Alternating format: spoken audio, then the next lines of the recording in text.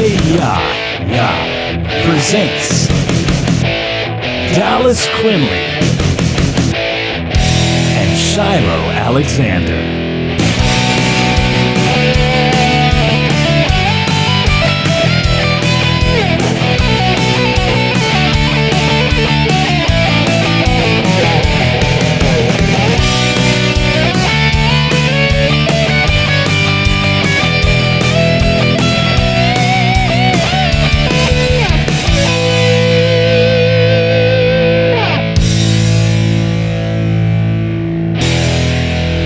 Hi, this is Dallas QUINLEY, and I'm here with SHILO Alexander, who is joining us on the cell phone.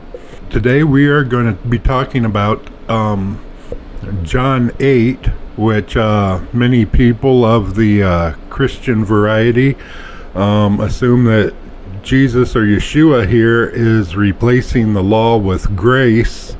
And this is the story of the adulterous woman that the Pharisees brought to Yeshua. And they were trying to tempt him to get him to go against the law of Moses or either to go against the law of Rome. And if he went against the law of Moses, then of course they could say he wasn't the Messiah and stuff. And so this is one reason why they were trying to trick him, and it had nothing to do with him replacing the law with grace. And I think Shiloh's going to start reading here in Deuteronomy. This is the law that they're bringing to Yeshua. This is what the law of Moses says. So this is kind of an introduction to let you know this is what it says in the law must happen. And then they're coming to Yeshua asking him what he thinks should happen. So Deuteronomy chapter 22, verse 22.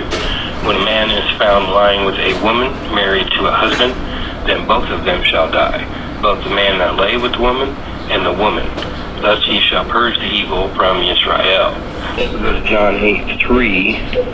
It says, And the scribes and Pharisees brought to him a woman caught in adultery, and having set her in the midst, they said to him, Teacher, this woman was caught in the act of adultery. And in the Torah, Moses commanded us that such should be stoned. What then do you say? So obviously they're trying to trick Messiah here into basically breaking the laws of Moses. But if you go into Deuteronomy 22 again, you'll notice that it says both the man and the woman shall be brought to death. So my first question here is, when the Pharisees and such brought this woman to the Messiah, why didn't they have the man with them as well? Both are caught in adultery, both are supposed to be punished. yeah, and not only are they both supposed to be punished, but there's also supposed to be 2 or 3 witnesses. And by the Pharisees not bringing the 2 or 3 witnesses, they are in fact themselves breaking Torah.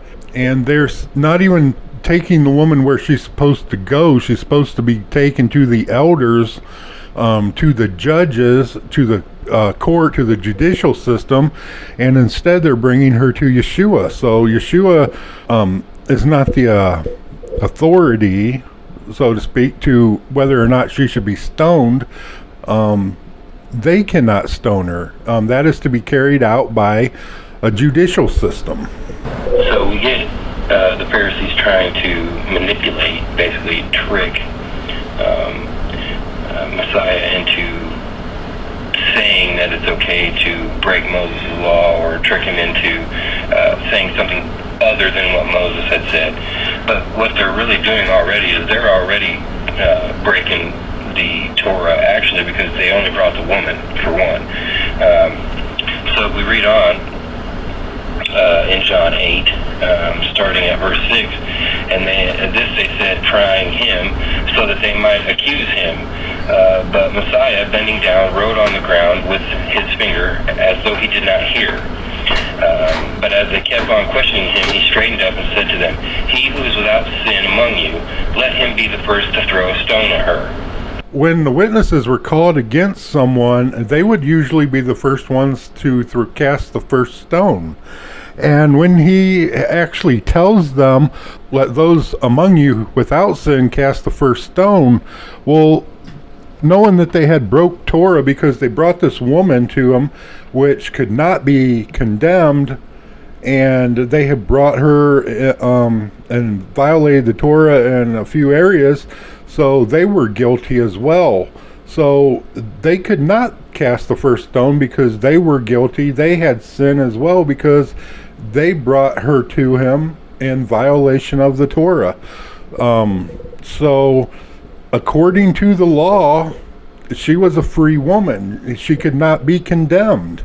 And this is not Yeshua replacing the law with grace. The fact is that according to the law, she could not be found guilty. I think the adulterous woman is a prime example of a couple of things. Obviously, it's a prime example of the hypocrisy that goes on in the church today, which in my opinion, churchites are your Pharisees and your self-righteous people who think they don't do anything wrong and always want to be the first one to condemn you, but won't actually take a look at their own transgressions or think they don't transgress the Torah at all. But so the first thing I think there is the hypocrisy amongst the self-righteous. And the second point I think Messiah is trying to make is that you can live a life that's free of breaking Torah, and it's not hard. So he wouldn't have said go and sin no more if he didn't think she could. After the Torah was given, Yeshua said that it was not a burden. And the problem was that Israel did not have the desire, or they had a heart of stone. They were not willing to keep the law and chased after other gods and idols. So in the new covenant, this is what changes, is the heart of stone becomes a heart of flesh, and then gives you the helper, the Holy Spirit, to help you walk out your faith and obedience. And Paul tells us not to continue in sin, or we build up that which was torn down, which was the sin. And if we continue to be disobedient, then there is no sacrifice for sin. So the Pharisees came and they were trying to tempt him with the law of Moses, and Yeshua did not say, well, that's done away with, now we have grace. I don't even know of any place where Yeshua uses the word grace, really, in the Bible, but no, he was tested with the law of Moses. According to the law of Moses, he upheld what the law said, and then he told her to go and sin no more. And so even if she was guilty, there was no witnesses or no one there to condemn her. And Yeshua said he did not come to be a judge or to judge anyone when he came in the flesh. Now when he returns again, then he will be a judge. We have to remember that he is also the lawgiver. He's the one that gave the law to start with in the first place, so he's not going to abolish what he gave. It's his Father's will. He's not going to abolish his Father's will because he did not come to do his own will. He came to do the Father's will. I mean, obviously condemnation lies in breaking Torah, transgressing the law. They didn't, bring her out there for some trifle, like going to a play, or, in our day it'd be a theater, or, some of the weird things that churchites think are sins. They're not, even the Pharisees aren't accusing her of something trifle. They're accusing her of adultery, which is breaking Torah. So these people were keeping Torah. They were following it. And granted, the Pharisees kind of added their own things to it, and it became more of a tradition of men than it did following the laws, but they were kind of peacockish in that they acted like they were perfect in front of everybody, but lived different lives outside or inside their homes. They would live different lives. They weren't being honest. I also noticed that Messiah never seems to really condemn a regular people. I noticed here in John 8, verse 15, Messiah is saying, you judge according to the flesh, I judge no one. But even if I do judge, my judgment is true, because I am not alone in it, but I and the Father who sent me. So even Messiah is saying that he doesn't judge from an outward appearance, which self-righteous people do, the Pharisees, Sadducees. Those kind of people, they judge from an outward appearance. It's not a righteous judgment in any way, shape, or form. Righteous judgment lies in obeying Torah, and people that break the Torah, you're supposed to expose it, especially if they don't know they're actually breaking it. And yeah, this is what the purpose of the law is actually to point you to the Messiah. And so if the law is abolished, then Paul says there is no sin where there is no law. So if there is no law, there is no transgression. So what are you repenting from? It's silly to think that the law has been abolished and that it was bondage or that it was too burdensome. The law is what shows us that we are sinners, and if it were not for the law, you would not know sin. So when we come to the Messiah, then we are to walk out our faith in obedience. If we are disobedient, we are in lawlessness, and we have to ask ourselves, why are we lawless? And we have to look at our hearts, because if we are following the Messiah, we should have the desire to want to follow him and do his will. And we're supposed to die to the flesh daily. We're supposed to kill the things of the flesh, like your desires to eat pork or whatever like that. You should die to those desires to be obedient to him, because what a silly thing to be disobedient about. If you want to eat something you're not supposed to, which is bad for you to start with, he gave you the laws for a reason, and to be disobedient, well, of course you're going to get sick, because he gave you the law for a reason. It's for your protection. Eating pork is called an abomination. That is equal to homosexuality, which is called an abomination, because abominations, they're against your body. And he's trying to protect your body. And his laws are about loving him and loving others. So to say that is bondage, I think that's just crazy. Messiah usually would always condemned the leaders, the Pharisees, and those people who were actually like in charge of the flock, because they were hypocrites and they were robbing people of their money and making them keep stupid traditions that weren't even actually in the Moses' law, Torah. So he would go after those people, the Pharisees and the leaders of what I would call the leaders of the church today. I love the congregation, the assembly of the people who want to actually learn about the Father and his ways. I love those people, but they're not being taught that.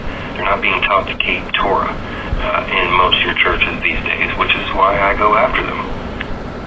Yeah, and the people in the churches are believing what they are being told, and to a certain extent, they are to blame, because they have Bibles and they have an internet and everything else, but the pastors are teaching them this dispensationalism that started hundreds of years ago. It didn't start with Messiah. That's not what he taught.